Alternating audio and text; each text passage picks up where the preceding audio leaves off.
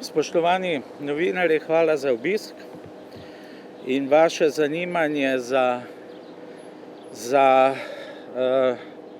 moje delo, ki ga z današnjim dnem sprejemamo v Univerzitetnem kliničnem centru. Torej, včerajšnjim dnem sem postal generalni direktor te pomembne inštitucije. To nalogo jemljem seveda z izredno velikim spoštovanjem do ustanove, predvsem do naših bolnikov in pa velikim spoštovanjem do vseh zaposlenih, ki res predano, požrtvovalno delajo in gradijo našo ustanovo. Univerzitetni klinični center, vrhunska ustanova, številni odlični zaposleni in, kot sem omenil, predani svojemu delu, predvsem v tej zadnji situaciji, ko nas je COVID situacija prisilila v neke dodatne napore, dodatne angažiranja, so pokazali res velik zanos in opravili ogromno delo, da smo to krizo, ki je bila presenečenja, ne samo za naš klinični center, ampak na državnem ali pa evropskem nivoju, smo res dobro opravili z odličnimi rezultati. Rad bi se svojim zaposlenim zahvalil za vse, kar so storili. Ko sem nastopil mandat, se ob odgovornosti, ki s tem prevzemam, sem zastavil neke svoje cilje, neke svoje projekte, kako bo razvoj bolnišnice potekal. Tudi do zdaj je bil skladen. Bolnišnica je dosegla nivo uglednega centra v slovenskem prostoru, prepoznavna v evropskem prostoru, vendar sem že takrat rekel, da so možne izboljšave. Izboljšave tako na strokovnem, organizacijskem področju in tisto, kar me je vse skozi nekje begalo, ali pa sem res intenzivno razmišljal, ali mi dejansko dovolj poglobljeno, dovolj pozorno obravnavamo naše bolnike, pa ne strokovno, a smo se jim posvetili dovolj veliko pozornostjo, smo skrbeli za njihovo dobro počutje v ustanovi, smo skrbeli za dostopnost do naših storitev. In ena od stvari, ki sem si jih ob vsem ostalem morda zadal kot prioriteto, je en program, sestavljen iz 4 projektov, in naslov tega programa je Bolnikom prijaznejša in dostopnejša bolnišnica.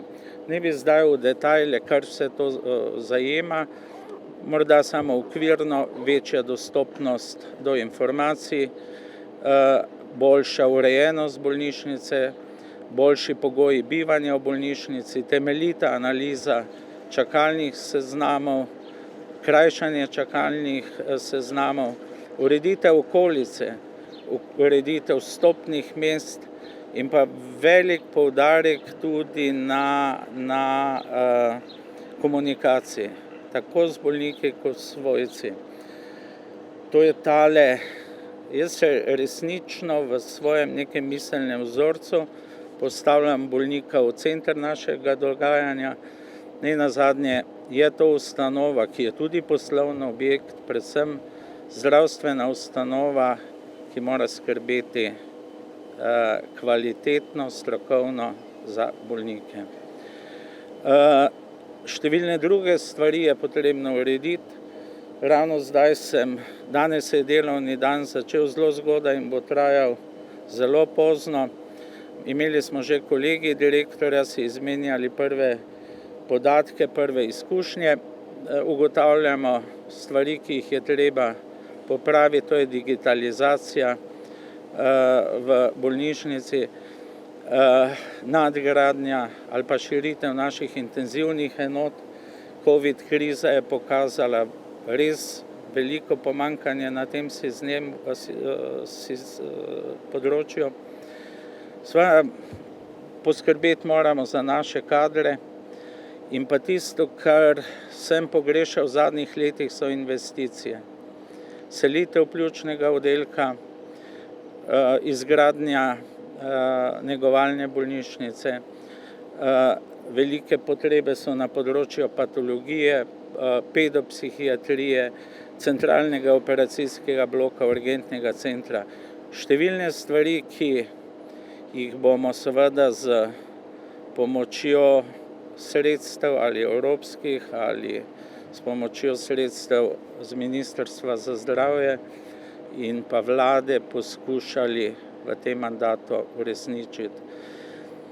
Projekt, ki mu dajem v tem trenutku prioriteto na področju investicij, je izgradnja naše onkologije iz večjih vidikov. Prvič, ker mi smo onkološki center, oddelek, ki pokriva približno 40% populacije in dotok onkoloških bolnikov, ki vsi vemo, so prizadeti, to so resne bolezni, 40%, pa obravnavamo te bolnike na 13 bolniških posteljah. To je nedopustno, če hočemo kvalitetno, dobro obravnavo in centralizacijo bolnikov v eni stavbi, se moramo razširiti. Razmišljali smo, kako to izvesti in prišli do zaključka, da je izgradnja ali nadgradnja in širitev onkološkega oddelka prioriteta tudi zaradi tega, ker z nadgradnjo onkološkega oddelka dobimo dodatne prostore.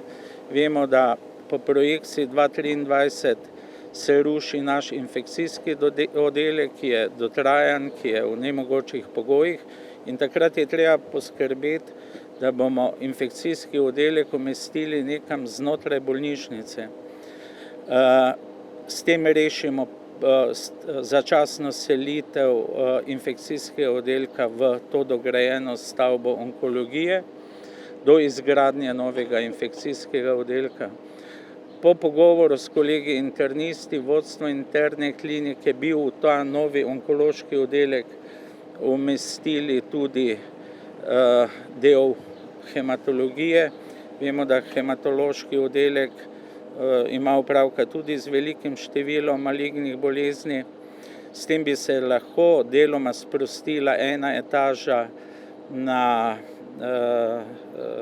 interni kliniki.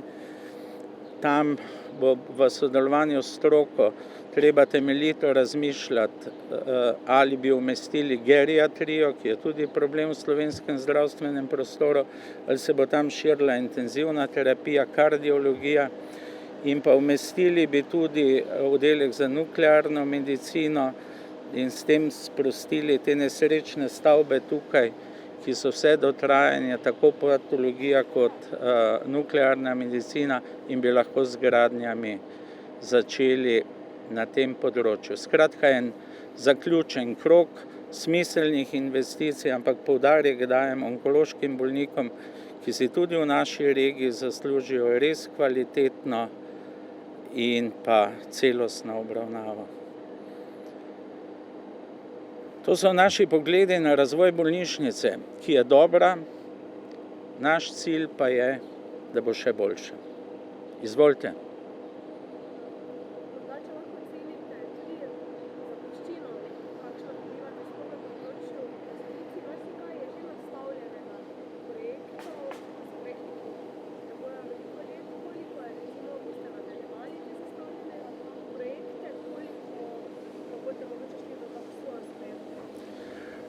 Projekti, veste, vizija in razvoj bolnišnice v takem velikem sistemu, kot smo mi, seveda to se ne spreminja čez noč. Projekt selitve pljučnega oddelka je že dolgo aktualen, pa iz raznih razlogov do sedaj ni bil izveden. Projekt izgradnje infekcijskega novega oddelka je že tudi potrjen. In ostalo so projekti, o katerih smo razmišljali tudi v preteklosti, to je širitev onkologije, izgradnja urgentnega centra, posodobitev operacijskega bloka. Vendar to so projekti, o katerih se je do sedaj razmišljalo, sedaj se pa mora konkretizirati. In z odobritvijo finančnih sredstev bi radi zelo konstruktivno pristopili reševanju te problematike in upamo, da bomo tu uspešni.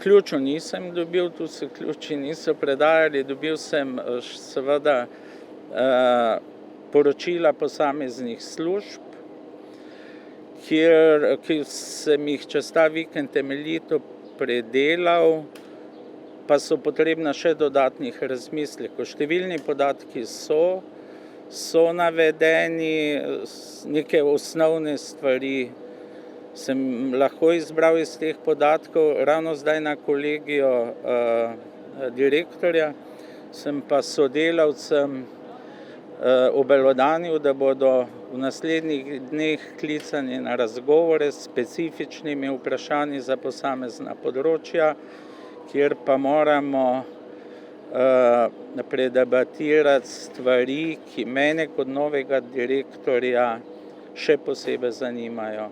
Tako na finančnem stanju, stanju zaposlovanja, stanju digitalizacije, informatizacije in tako dalje, da ne naštevam vsega. Skratka, te aktivnosti, to so zdaj prvi podatki, ki jih zbiram. Seveda je danes prvi dan in čez noč ne morem sprejeti vseh podatkov, bodo pa zdaj v teku tile razgovori s sodelavci, pa pričakujem, in ker sem zahteven sogovornik, bom zahteval čim več konkretnih podatkov.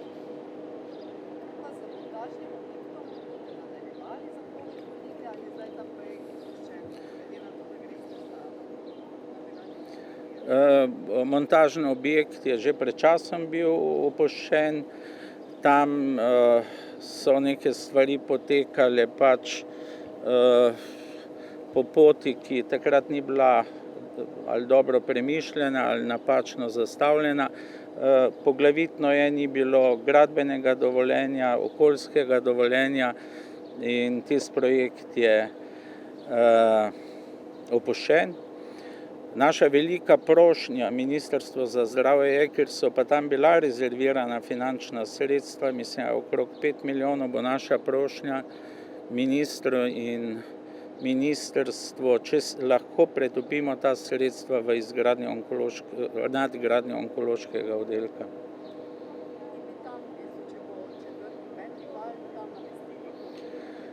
Covid bolnike, izgradnja tudi te onkologije seveda bo potekala kar nekaj časa.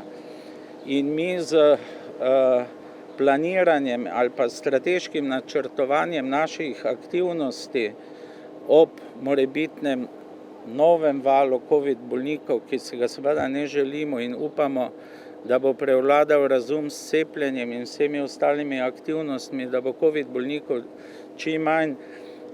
Seveda pa je naš izredno pomembno področje planiranje, že sedaj planiranje aktivnosti v jeseni, pozimi, če pa bo povečan slučajno priliv covid bolnikov, kje umestiti, kadrovsko problematiko in vse.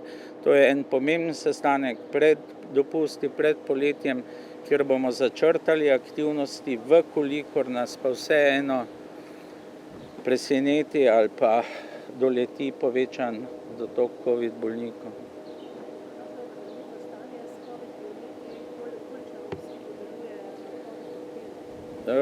Na našo veliko srečo, seveda srečo tudi covid bolnikov, ker vedno jih gledam z veliko mero posluha za covid bolnike, res so prizadeti in ljudje, ki podcenjujejo covid bolezen, so v veliki zmoti. Jih je manj, trenutno 22 v naši ustanovi in res so dobri pokazatelji umirjanja COVID bolezni v naši ustanovi, tudi sicer v Sloveniji se te podatke spremljate. Ne. Mislim, da jih je 8 ali 8 na intenzivnem oddelku. Danes tudi dobite, tako vsak dan tokom dneva dobite za danes podatke, graf. Skratka, situacija seveda se bistveno izboljšuje z vsemi aktivnostmi na državnem nivoju, pa tudi posameznih bolnišnic, COVID kriza sedaj res lepo umirila. Smo pa previdni. Prihaja jesen, prihaja zima. Želimo si, da bo COVID bolnikov in teh težkih hospitalizacij čim manj, ampak bodimo previdni, bodimo pripravljeni, kot da pa ne bo vse tako rožnato, kot zdaj kaže.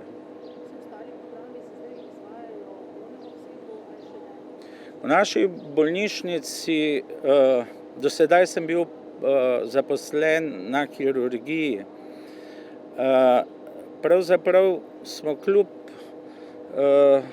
preselitvam COVID intenzivnih in ginekološke in kirurške stroke dobro izpeljali operativne programe. Mislim, da smo preko 80% elektivnih operativnih posegov pa vseeno izvedli. Seveda se COVID hospitalizacije bolnikov so poznale pri elektivnih, pri zdravljenju in vse skozi smo se v tej ustanovi trudili, da je bilo teh odpovedi čim manj, so pa se ponekod podaljšale čakalne dobe, nekateri posegi so odpadali. Želimo si to nadomestiti, ne gre pa čez noč. Sedaj se začne normalno delo na oddelkih, tako vseh operativnih kot neoperativnih strok.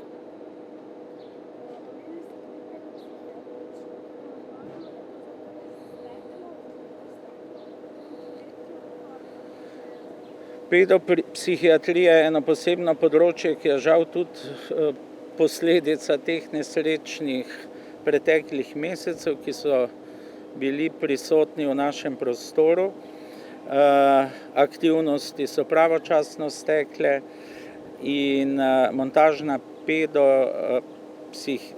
pedopsihiatrični objekt je v fazi že dokončanja v smislu priprave dokumentacije in v najkrajšem času pričakujemo, da se bo začela montaža. To bo montažni objekt in neka dobra rešitev za to patologijo teh nesrečnih otrok, ki so pač potrebni tovrstne pomoči.